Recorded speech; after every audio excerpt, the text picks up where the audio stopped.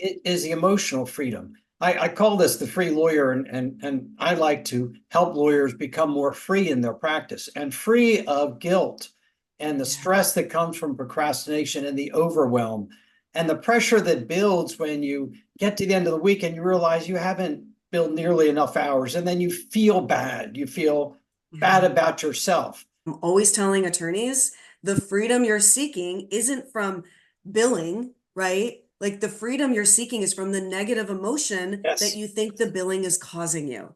So that's that's like, yeah, at the core, right? Is that freedom from that negative emotion and showing them that it really is the thoughts that they are choosing to think in the moment about their billing, right? About the time, about how bad they hate billing or whatever it is. That is the freedom I want them to change the thoughts so that they have those better feelings about it in order to show up differently and get different results. She actually just got in touch with me about a month ago saying that for the last month, she was already, all her billing was done. She still had 3 days left of the calendar month. And she's like, I don't even know what to do. I could take a vacation. I met my hours, feels so good. But it that's really is, it's that feeling, right? That you were talking about, that freedom. She's like, what do I do with my time now? I have it all captured. I met my hours. I can do whatever I want. That's that freedom. Welcome to the Free Lawyer Podcast. I'm your host, Gary Miles. The Free Lawyer Podcast is designed for the lawyer, entrepreneur, or professional who is in some way unfulfilled, stressed, or stuck and is looking for something better. We will discuss various blocks that limit us from achieving the personal freedom that we all desire, but have not yet fully experienced. And we will give actionable steps to free yourself from them. Are you looking to achieve a new level of success? If so, this podcast is for you.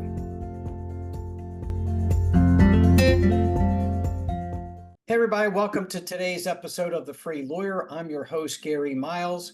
For those of you who don't know, I've been practicing law 45 years and just had an awakening where my passion became to help and support other lawyers. After 45 years of arguing with you and being in conflict and trying to beat you and you trying to beat me, I wanted to wrap my arms around you and help you to succeed. And that's why I started this podcast, which is intended to help you find solutions to some of your everyday problems. And for those of you listening to us for the first time, thank you for being here. Urge you to click the follow button. We drop solo episodes on Mondays, and you'll be hearing this episode on Thursday with a guest. And today we have a great guest. And for those of you who have listened regularly, thank you so much. And if you'd be open to it, I'd love you to leave a rating and review because that helps my podcast be seen by more people. Today is a really important topic. We have a simply phenomenal guest who's here to talk about something that has come up in literally every conversation I've had with every lawyer for the last 3 years since I've been doing this. And that's our problems with billing. We have Molly Kremer here with us today. She's a certified life coach and a former big law litigator. And she's now turned billing coach.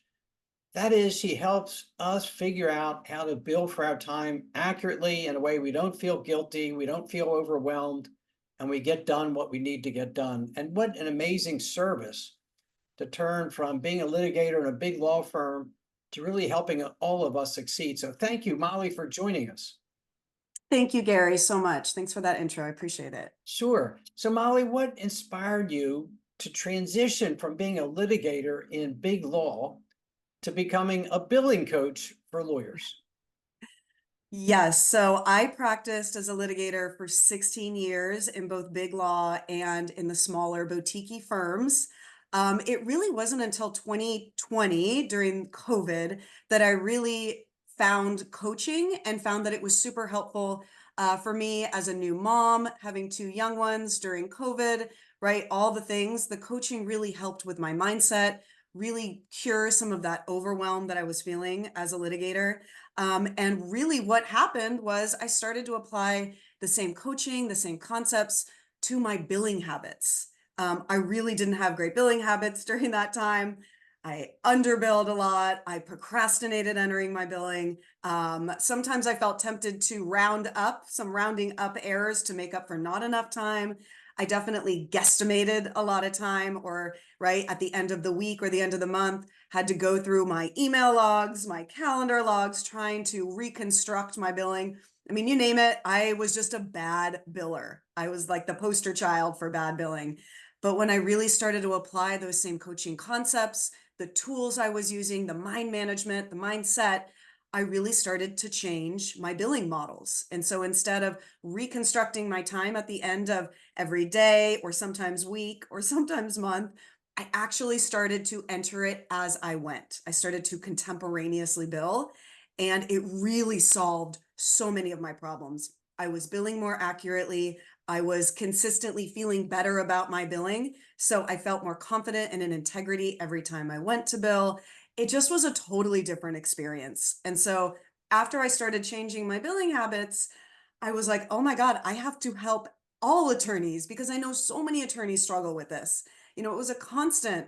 Anytime you talk to a coworker, it was to kind of talk about how bad billing was, or I had a bad billing day, or, you know, anything bad or negative about billing.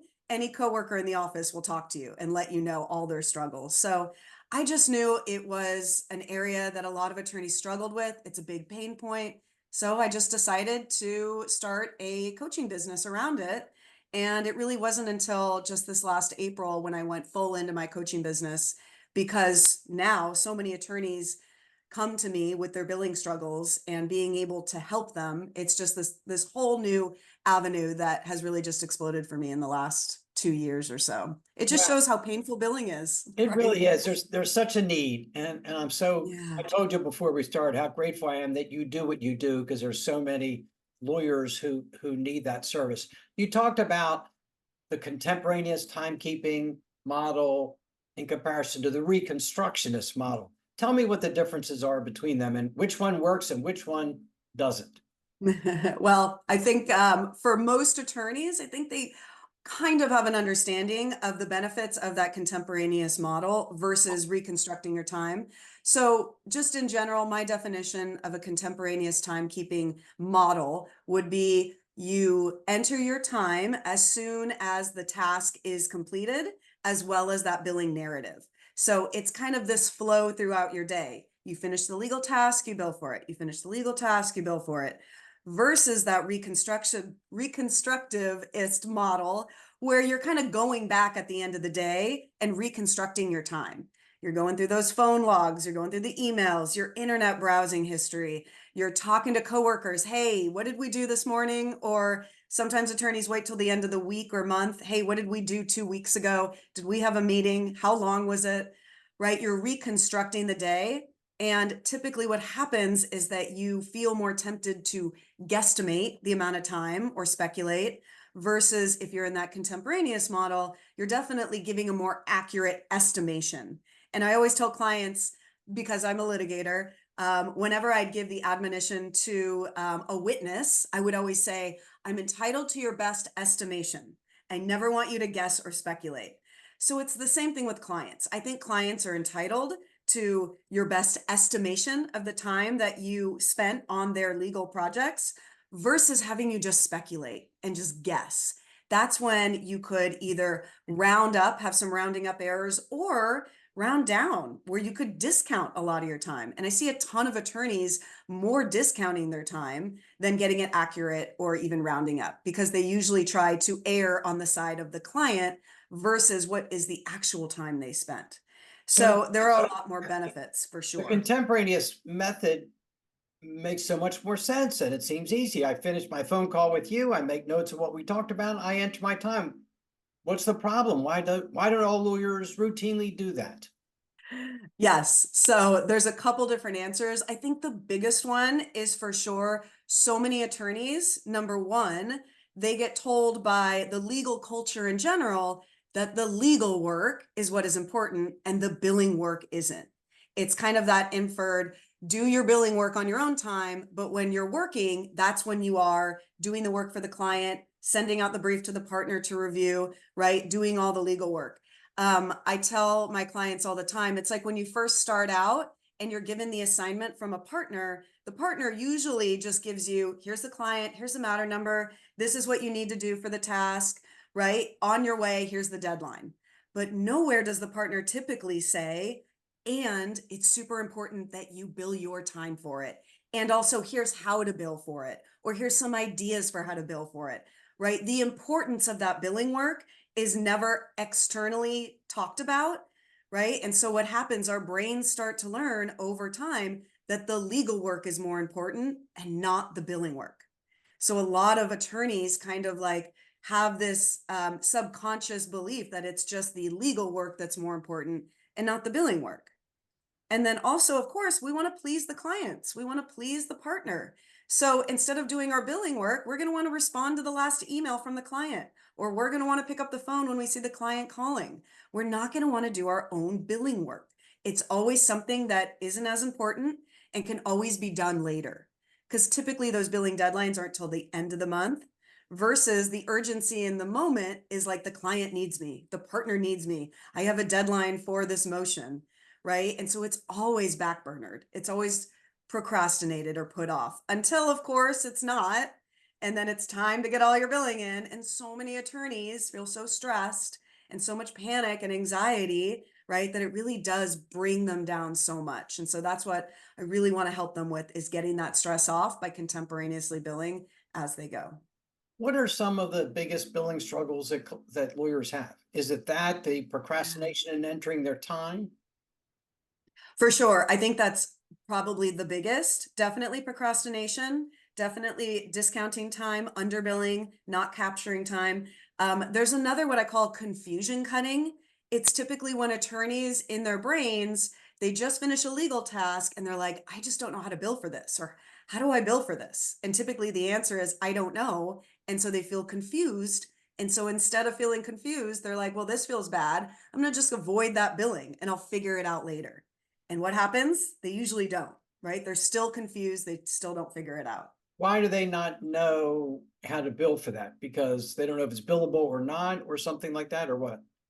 So that's a really good point. Sometimes they don't know if it's billable, and sometimes they're like, ooh, I can't bill for that.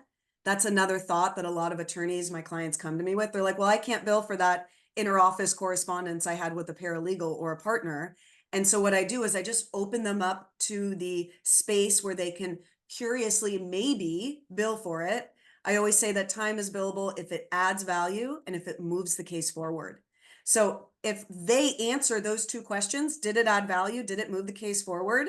Then they can arguably create a narrative that is billable, right? And I always tell them, test it out, see what happens. I always want them to advocate for their time versus just cutting it, not even knowing if the client would pay for it. So I yeah, think that's another big struggle for I sure. think with some newer attorneys I've seen, part of their struggle is this me learning how to be a lawyer by researching that or checking that rule procedure or something like that? Is this part of my training and something I should know as a lawyer, or is this something that is billable? So I've seen that come up before. Yeah, for sure. So a lot of attorneys just don't know. And because billing is such like a taboo subject, they feel super uncomfortable even asking. And so that's part of my mission too, is to really take off that like taboo nature, that shameful feeling around billing, and really open up the conversation so that maybe they could go to the partner and even just ask and see what they say. Right. But I'm always of the opinion, if you really can stand in a place of authority and really advocate for your billing, just try it out. And if it doesn't work, like let's say it is a junior associate who doesn't know, then the partner reviewing it maybe can cut it or not. And if they do, I want that partner to maybe go back to, the attorney and say, hey, this is the reason why.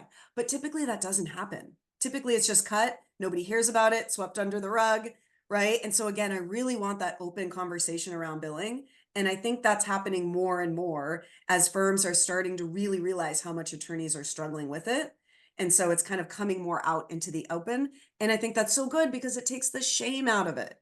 It Right. takes the like not figuring this out of it so that you can figure it out. And it is kind of funny. I work with a lot of newer attorneys, and a lot of things they aren't taught, um, aren't really trained by their firm. But one of the leading ones is how to bill. No one really, everybody just assumes it's clear and simple how you bill, and no one really is trained how to do that. And that's why it's so important you do. And you talked about a lot of the reasons why lawyers struggle with billing: taboo and uncertainty and too busy, wanting to please a client.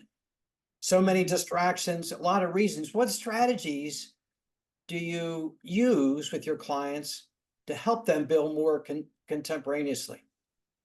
So this is one of my biggest coaching tools, and the tool that I used to really shift my billing habits was really understanding, like, what is the real reason why attorneys are procrastinating, are underbilling, aren't using the contemporaneous model. And the real reason is kind of surprising. And most people, when I point it out, they kind of are like, really? That's it? So with that, with the model I show them, my billing models, I really help to explain that it's not the billing. It's not the fact that you have a client email coming in. It's not the fact that you are too busy. It's not the fact that you'll get to it later, right? You don't have the time. So It what's the really real is. reason? I'm Yeah. dying to So know. it They all really seem is. like real reasons. Completely. But really, I like to put air quotes around all of those reasons because they really just are your thoughts about the billing, about the time you have, about the excuse you are bringing up. So when an attorney says, I don't have time to bill, right? That goes, I show them in the T line of their model. So if you put, right, it's time to enter your time. That's the circumstance. You finish the legal task. It's time to bill. What are you thinking about the fact that it's time to bill? And typically I get, I don't have time. I'll do it later. I don't want to bill right now. I'm too busy, right? All of those are just thoughts that your brain is offering to you in the moment that create a feeling in your body, an emotion in your body. And typically that emotion is some kind of resistance, some kind of pressure, some kind of stress or overwhelm. And when your body feels stressed or overwhelmed or some kind of negative emotion, your brain kicks in and it solves for that negative emotion. And what your brain does is it's like, hey, attorney, whatever your name is, let's go do this other thing. Let's go talk to the client, or let's go do the next legal task. Let's go do this other thing, because billing obviously is making you feel overwhelmed, stressed, pressured, all these negative emotions, when really it's just the thought they're thinking about it. And so that's the huge first step, is generating that awareness. And the only way you can really do it is to consistently remind yourself over and over that it's the thinking about the billing, it's the thinking about the time entry that is really causing you that negative emotion. When your brain feels again that negative emotion, it wants to avoid it, it wants to procrastinate, it wants to do something totally else because it thinks if it doesn't bill, then you're going to feel better. And you do. When you avoid your billing and you go to the next legal task, you get a little hit of relief. And your brain's like, ah, that feels good. We don't feel overwhelmed. We don't feel stressed or pressured because we're not thinking the thought anymore. I don't have time to bill. Instead, we're thinking, ooh, this is great. I'm getting to this next legal task. So it is that split second, but it really happens just like that. And your brain just wants to avoid the billing, avoid the billing. And then when you cycle through that model over and over, you just get into that habit of consistently procrastinating your billing, or consistently underbilling time, or consistently not billing time, or consistently engaging in what I call non-billable distractions.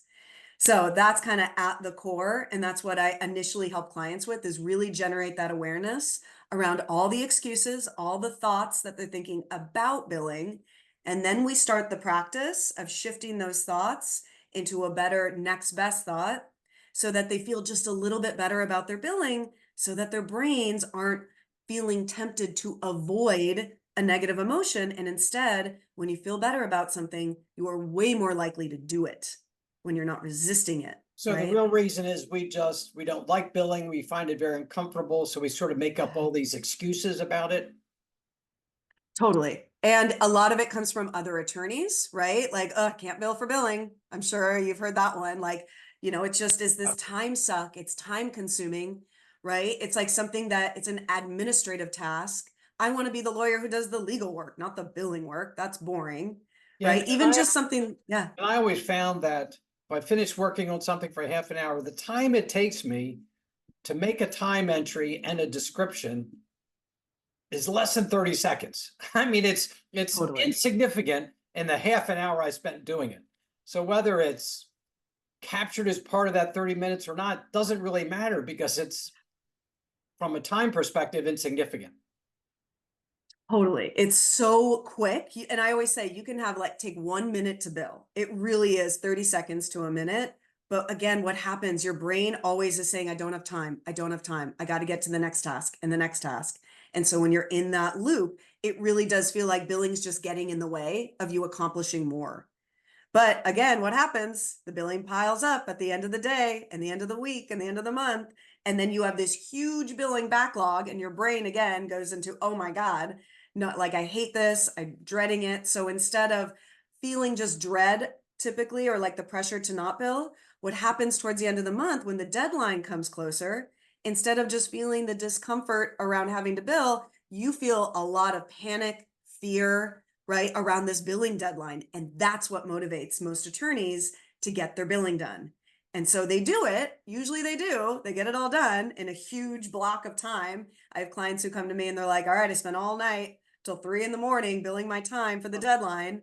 Oh, yeah, all the time. And it feels terrible. And obviously, your billing entries are going to be missing time, right? This is when we're underbilling. This is when we're guesstimating our time. We're not capturing all our time.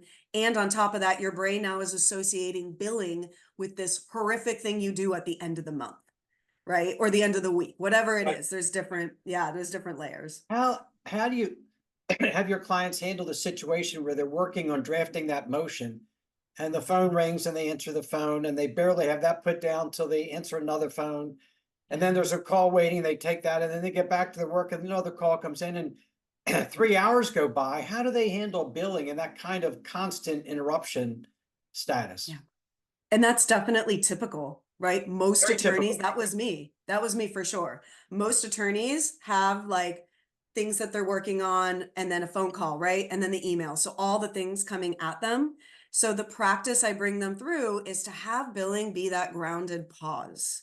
It's the pause that they take for themselves. And it does take time because in the beginning, I have a lot of clients, especially if I have women clients like myself, who are always meeting other people's needs, desires, wants versus their need to bill.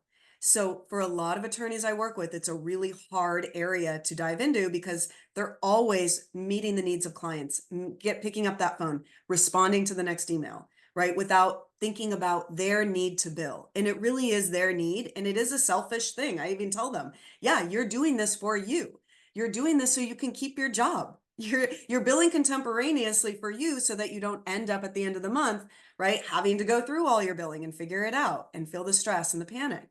So it is hard in the beginning because a lot of women socialized as women have a lot of people pleasing tendencies. So we do a lot of work as well on like what's underneath that. And in my billing mastery membership site, I have a whole module on how to stop underbilling your clients or how to like get to your billing. And you really do have to tackle that people pleasing tendency. And really, whenever I talk about it, I'm always saying the person not pleased, whenever you're people pleasing, is yourself. Right. And so it's Absolutely. learning to have that back and forth for Right. sure. I coach a lot of my clients on both people pleasing and procrastination because I suffered from both of them. So I learned what it's like. And they Yeah. both can really factor into this very, very much. I really liked what you said about taking a pause between projects and using that for billing. But also, I think it's helpful from a productivity standpoint to kind of mentally close up one file, figuratively, put it in the drawer, restart, reset myself emotionally, mentally, and get started on the next project. And in that pause, to do the billing. I mean, you said it perfectly. That's exactly it. So it sounds like your clients as well, right, struggle with this going from task to task to task. And I know you do a lot of time management. So exactly what you said, that would be something exactly how I would coach my clients on as well. It's so helpful, right, to take those pauses throughout the day so that your energy throughout the day isn't frenetic, right? That frenetic pace that you can sometimes get into. And then that dips down into like overwhelm. So really taking those pauses to get your billing in, or even just to kind of down regulate your body so that you can show up more grounded to the next legal task. That is something that you have to practice, but it does take that like internal mindset work to like even allow yourself to take that pause. Because so many of us don't even do that. One of the things I like to encourage my clients from a productivity standpoint is when they have that big project, they often put it off because it's so overwhelming. It's going to take 10 hours. I never have 10 hours. I always get interrupted. And I say break it into pieces. Do the statement of facts, schedule to do it for an hour, work on it for an hour. And when you reach the end of the hour, stop. That's enough time. Move on to the next thing and schedule it each day for, a couple days a week to get it done. But also would help with billing. If I told myself I'm going to work on this for an hour without interruption, without taking a call, without answering an email, then I know it took an hour because that's how long I planned on it taking. And a little bit of planning and prioritizing and kind of time blocking our calendar not only helps us be more efficient, but would help us build better as well. 100%. Yeah, those time blocks, having that in there, I definitely coach my attorneys on doing that. And I mean, you would be shocked that the amount of attorneys who still go by that list of things to do, right? And I always call it, if you just have a list of things to do every day, it's kind of like your wish list, right? Versus you taking like just a couple of those things on your list and then putting it into your calendar, Right. time blocking it into your calendar. And I always offer too, if you want to put next to, start to prepare motion to dismiss plus bill for it. And you put that in like a 2-hour time block versus just like prepare motion to dismiss. And you're so right. It's like that overwhelm, right? When you feel that overwhelm, the last thing you're going to want to do is to start that motion. You're going to want to avoid it. You're going to want to do something else because it seems so big and so hard. And so it's kind of the same thing with billing. When you can take those chunks of a project, you can actually bill for those chunks and break up your billing narratives as well. So you make it easier for you to bill that time and to capture more of it versus that block billing that so many clients hate to see. And I know one thing, sometimes lawyers feel guilty because at the end of the day, when they worked on that motion 4 or 5 times with interruptions, they don't really know how long they spent. They guesstimate what their amount of time was, and then they feel guilty because they don't know how long it was. How do you help them manage that feeling of guilt? Yeah, so that's exactly what I felt. I mean, at the end of every day when I didn't have any time in and I felt like I had to guesstimate the amount of time something took me, that was that like terrible feeling. And what happens when we feel negative emotion, right? Our brains don't know what's going on outside of us. They just feel bad in our bodies. And so your brain's always going to want to solve for it. Your brain's always going to want to be like, avoid that thing. That thing feels terrible. Don't do it. So really, it just perpetuates that procrastination of the billing when you feel that guilty feeling.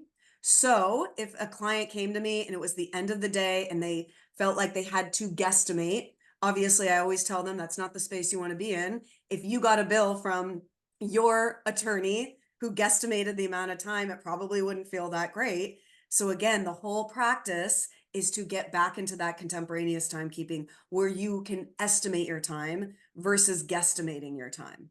So again, you don't want to be in that space, even though so many attorneys, I think, find themselves there. So if you can soothe that feeling just a little bit and try your best to estimate the amount of time, and then obviously keep working on that contemporaneous habit, because that is what will solve the guesstimation problem. Keeping track of your time as you go every day from that estimation point of view. It'll feel so much better. One of the things I work with a lot of my clients on is their mindset, whether it has to do with procrastination or people pleasing or comparison, or of course, self-doubt, or fear. Does mindset play a role in good billing practices? And if so, what do you help them develop? So 100%, but I say 80% of my program is mindset because I do think it really is everything around that contemporaneous timekeeping habit. You really do have to shift into that identity, somebody who literally identifies as an attorney who keeps track of their time as they go every day.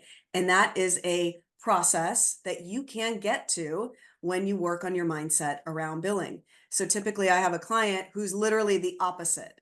I have them come to me with some of the same thoughts I had, like I'm the poster child for bad billing, right? I never bill my time as I go. I always wait till the end of the month, right? These I statements, these like how they identify as a billable timekeeper.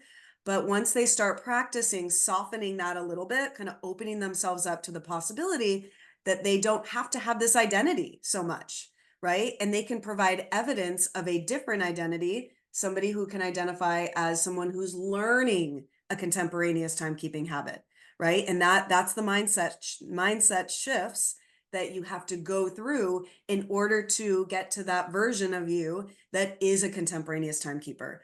but it takes time and it does take those little shifts in mindset over and over and over again. And then for you to see the results of those shifts in mindset, right? If it's like, oh, maybe it's possible that I could just bill for this one legal task after it, right? Starting out really small. And then the likelihood of them doing it is a lot higher if they think that maybe it's possible, right? Maybe I do have a little bit of time. And then over time, you gather evidence to prove that thought true by seeing the amount of billing that you billed that day.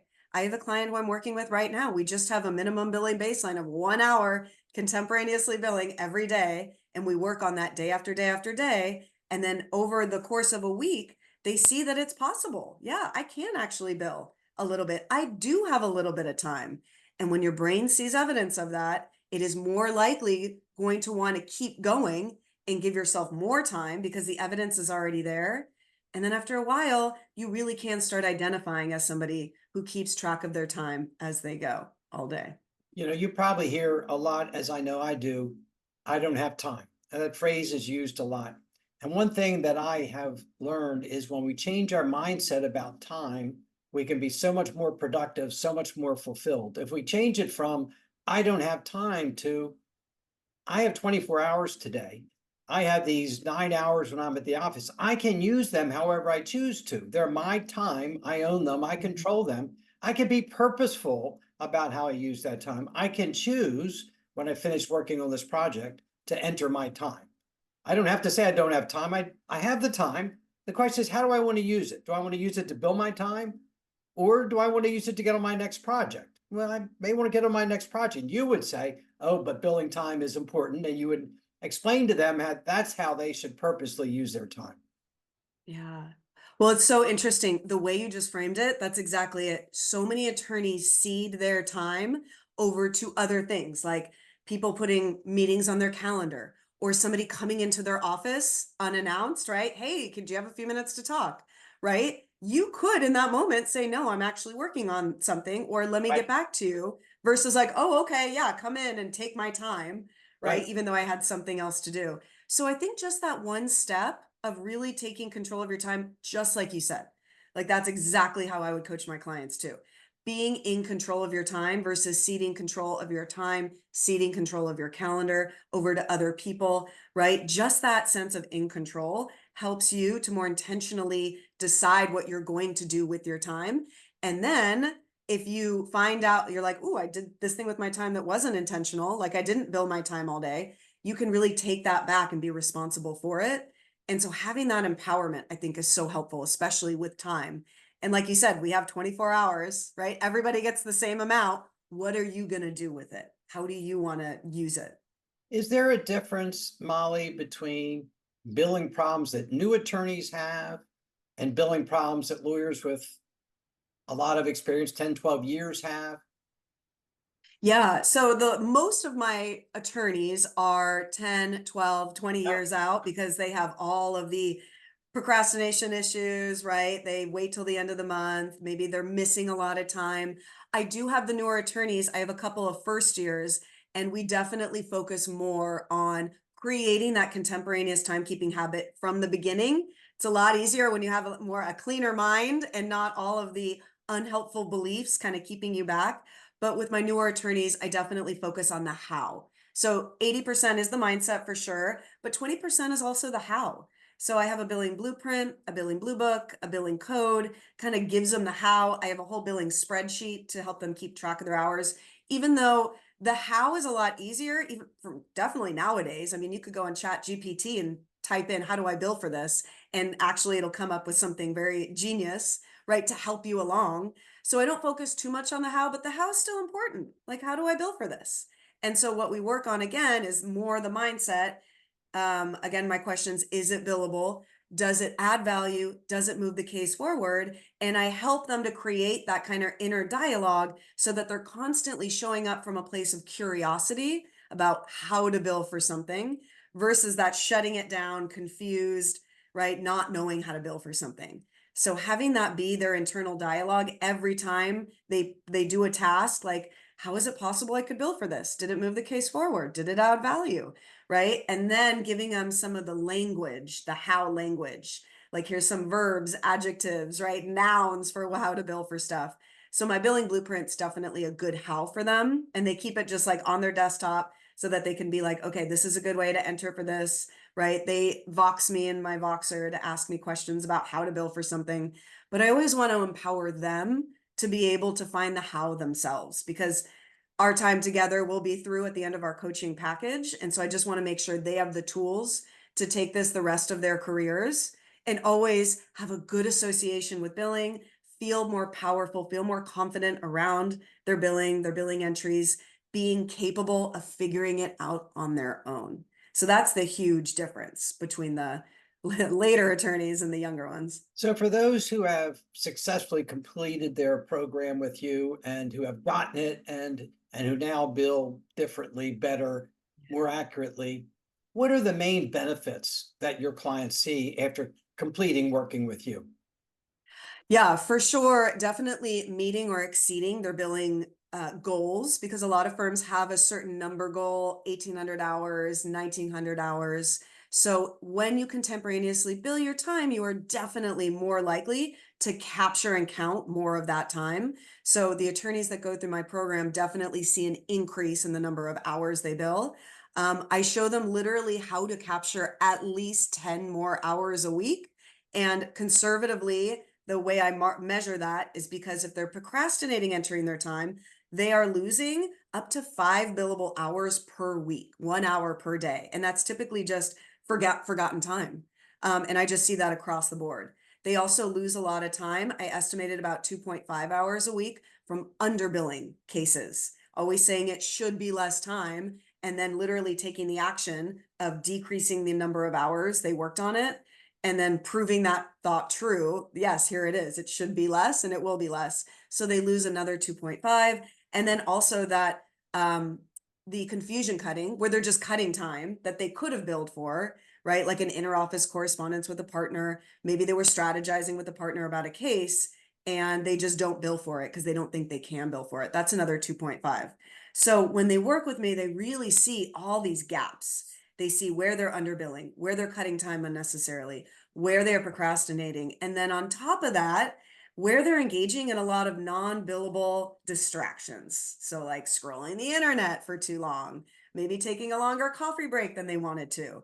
So we get really intentional about how much time they want to be spending doing the work, how much time they want to be spending maybe scrolling Instagram or scrolling Facebook, or shopping on Amazon.